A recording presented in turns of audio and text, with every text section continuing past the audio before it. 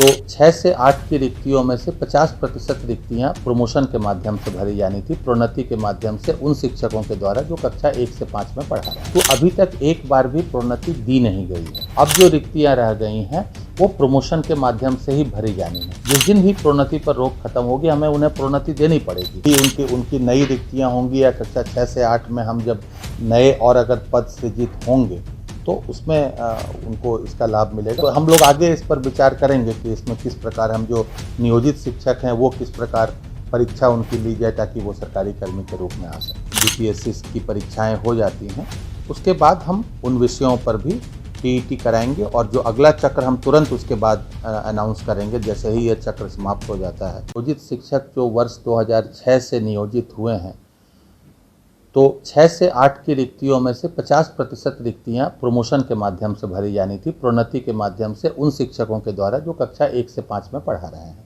परंतु अभी तक एक बार भी प्रोन्नति दी नहीं गई है। तो इस कारण से हम लोगों ने अभी कक्षा 6 से 8 की जो रिक्तियाँ हैं उनको अभी हम लोग सीधी भर्ती से नहीं भर रहे हैं, क्योंकि सीधी भर्ती की जितनी भी रिक्तियाँ थी वो भरी जा चुकी हैं पिछले 15 सालों में। अब जो रिक्तियाँ रह गई हैं वो प्रमोशन के माध्यम से ही भरी जानी है। चूँकि हम प्रमोशन नहीं दे पाए हैं, अभी सरकार के द्वारा प्रोन्नति पर रोक भी है उसमें।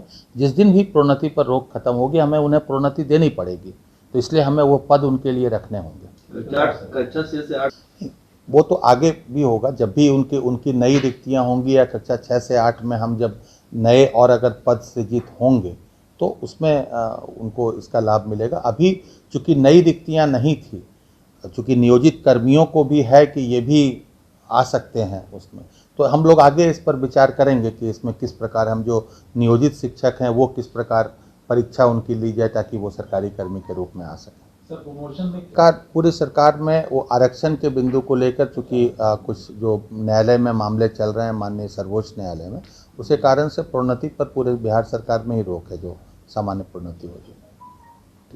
बांग्ला की बहुत सारे ऐसे विषय हैं जिनकी टीईटी वर्ष 2019 में आयोजित नहीं की गई थी। मात्र एक टीईटी कॉमर्स के लिए आयोजित की गई थी 2022 में। 2022 में विज्ञापन लिया गया था, 2023 में आयोजित हुई थी।